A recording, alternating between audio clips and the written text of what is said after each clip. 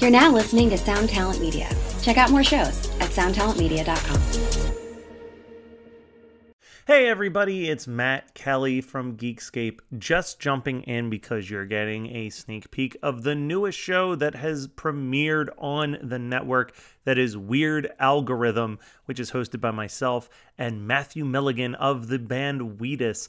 Every single week we break down a song from Weird Al's career, one track at a time, one album at a time, in chronological order. For the first episode, however, it's more about our connection with Al's music and a few of the early demos that made their way onto Dr. Demento before he was offered his record contract. So check this out. It's just a nice little 10-15 minute snippet of the full episode. And if it's something you're into, go find Weird Al-Gorithm on any of your podcasting apps and subscribe, because next week we're diving into the self-titled Weird album. See what I did there? Because his name is Weird Al and they're called albums. Anyway, enjoy. Hey there, I am Johnny Christ from Avenged Sevenfold, and I've got a podcast called Drinks with Johnny you're going to want to check out. I sit down with a bunch of different people from all different walks of life, from professional wrestlers to actors, comedians, fighters, musicians, everything in between. I'm just looking to make some friends and have a good time doing it. So if that sounds like something you're into, go check out Drinks with Johnny, streaming everywhere now. Hello out there! Yes, hello out there, everyone. I'm Hal Schwartz. And I'm Flynn McLean. Together we host None But the Brave, a podcast dedicated to the music and career of Bruce Springsteen. Bruce and E Street Band are on tour right now for the first time in 6 years, and we're taking a detailed look at what's happening on stage in our bi-weekly episodes. We've also been recently joined by some very exciting guests, including rock journalist Warren Zanes and Stephen Hyden, Backstreet's Magazine founder Charles Cross, and Barstool's Kirk Minahan. If you're a diehard Springsteen fan, this is the show for you. So please subscribe to None But the Brave on your favorite podcasting platform, and we hope to see you further on up the road. Thank you so much. We'll be seeing you.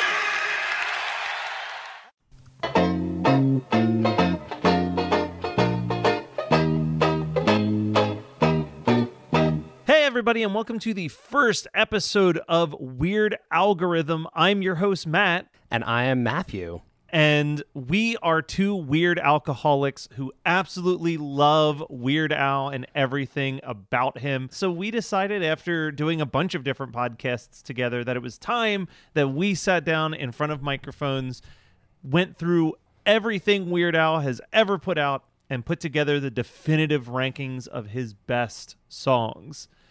Are you ready for this? This is quite the undertaking. This is great. I'm glad that you said that, because as I was getting ready to start this, I thought, did we agree on a name for this podcast? Yes. And I honestly couldn't remember if we had talked about it or not. And then you had your intro ready to go. You're the professional. I am somewhat new at this, but I am going to learn from example, and we're going to dive right in. I'm very excited. We're going to be fine. Now, for this first episode, we're going to talk about a couple Weird Al songs that I don't think we're actually going to put into the rankings. But right. Before we get into that, I want to talk about our discovery of Weird Al, because I'm pretty sure you and I are about the exact same age. I think we have very similar stories and experiences. So I am curious, what was your first exposure to Weird Al? Well, I remember I was given Bad Hair Day as a great job gift from graduating the 4th grade. Nice. I don't know why I knew it, though. That's one of those interesting things about Al. Like, somebody must have shown me him, and I don't remember who that was, because I don't know where I would have discovered him or heard him in my life, before, like, wanting that, because I asked for that. I was excited about it. But I remember that was a gift, and, man, this could be a long side story, but I'm going to make it as brief as I can. My family growing up had a tradition. Every year we drove from New York, Long Island, where I grew up, to Hershey, Pennsylvania. Which is, like, right by me. So there perfect. You go. And it was an extended, all of my cousins, aunts, and uncles. It was this massive caravan of cars that went to Hershey Park every summer. And on the way there, we stopped in Lancaster, which is Amish country. And my poor parents, we must have listened to Amish Paradise on repeat for the full 3.5-hour drive It was all I could. I mean, I would get through more of the CD, but then I just kept going back to the front because I wanted to hear that because I just thought it was so funny. So Amish Paradise was also my introduction to Al. Yeah. I've talked about this on One Hit Thunder before, but I was really late to modern music. Like I would say about the first 10 years of my life, if my parents weren't listening to it in their car, I wasn't aware that it was music. Yeah. And it really wasn't until like 1994 or even maybe 95 when my cousin played me Green Day Dookie that I was like, wait, there's other music. Like, there's more out there. So like I went head first. I was all in on MTV. I think you guys would have gotten it up in Long Island, but the box, did you have the box? We did, but it was not something. I guess I didn't have access to that channel in my house. I don't even remember. I remembered seeing that at friends' houses, but I was not able to watch it at home for whatever cable programming reason, but it did exist. Yeah. So I remember I was at that point, I gotten really into grunge music. I'd gotten into that whole scene, but I also really liked the occasional rap song, and Gangster's Paradise was like my shit. I loved that song when I heard it. So I was watching the box and I heard what I thought was Gangster's Paradise come on. So I ran in to make sure that I caught, one of my favorite videos. And I was like, what is this? And I thought it was the funniest thing in the world. And I was trying to explain it to my parents. And my parents were like, oh, yeah, that's Weird Al Yankovic. Like, they were, like, so well aware of who he was. And I was like, how has no one told me about this?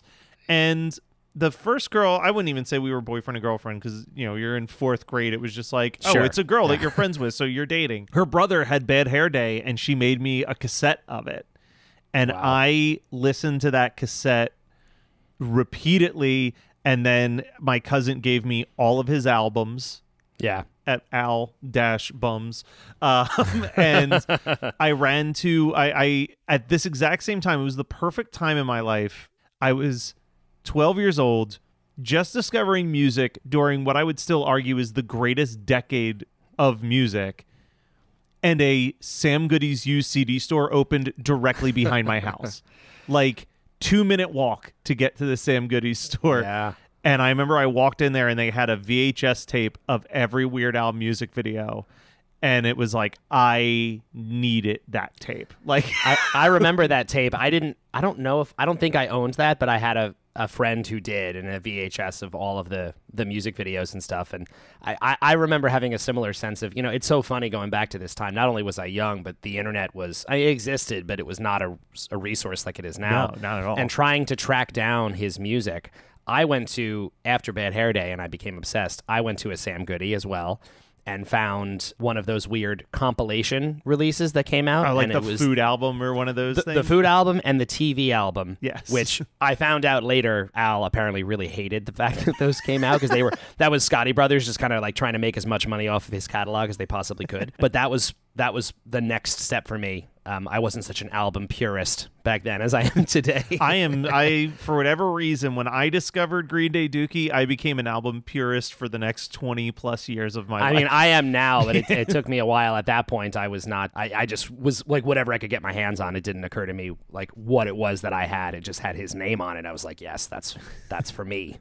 I definitely had the food album on cassette.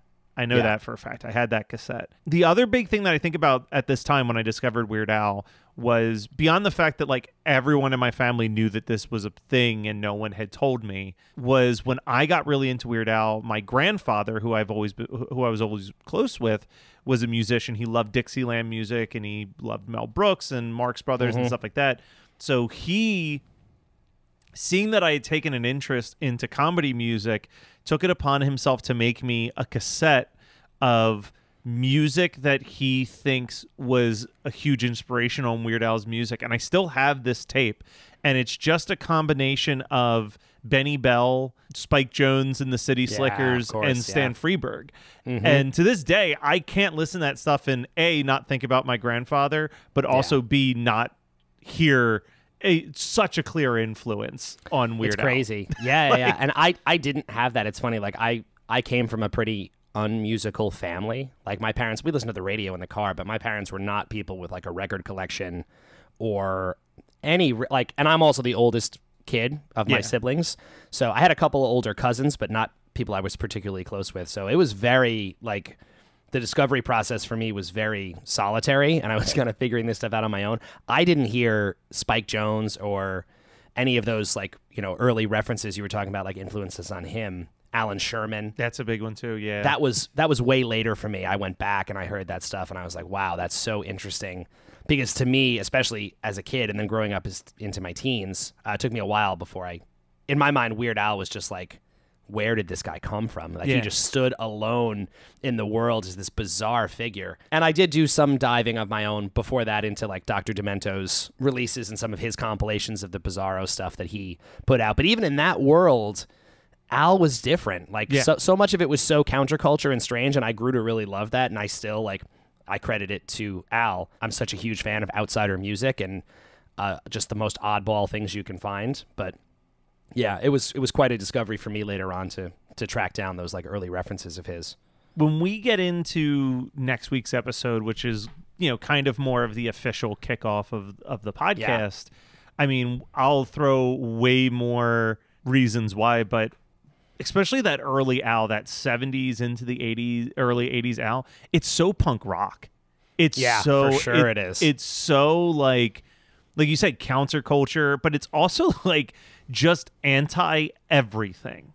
I know. It's amazing. And honestly, even in these songs that we're going to do, which I was really happy that you wanted to start with these because I had not heard these before. Same. Apparently, I guess I had heard Take Me Home in passing once, but I vaguely remembered it, but it didn't register really. It's anti everything. It's such a funny thing that he does, where it's just like, well, we should get into it song by song, but I was fascinated to hear the that early voice of his. Let's dive into so the three songs we're looking at are Belvedere Cruisin', Take Me Down, and School Cafeteria. Oh, Take Me Down. I think I said Take Me Home. Country Roads. That's a whole other thing. It's all the same thing. So the reason why we picked these three specific songs is when I was doing research on the Weird Al Wiki, these were three songs that were called out as like huge hits on Dr. Demento that really never made their way onto an official Al release. Yeah. That may have changed with like that crazy like 20 vinyl release that came out a year or two ago, the Squeeze Box. So Take Me Down, I'm gonna try really hard to get that right from now on. Take Me Down, I believe, made it onto the Medium Rarities compilation that's in Squeezebox, but the other two I don't think did. Yeah, and I listened to them a couple times. So we'll start with Belvedere Cruising, which I'm pretty sure is legitimately his very first song.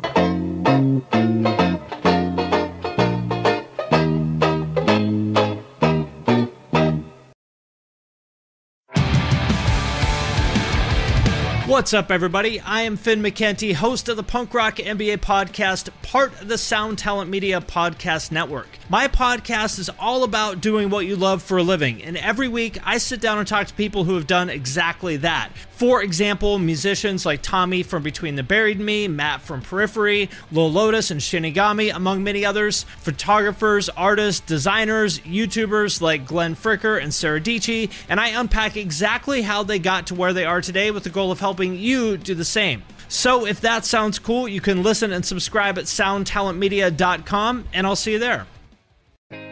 Hi, this is Krista Makes, host of Krista Makes a Podcast. The theme of the podcast is songwriting. Each week, my musical guest picks a defining song from their career to discuss, critique, and analyze during the show. So please join me for some fun and insight into some of the greatest songs ever written and recorded. Listen and subscribe at soundtalentmedia.com.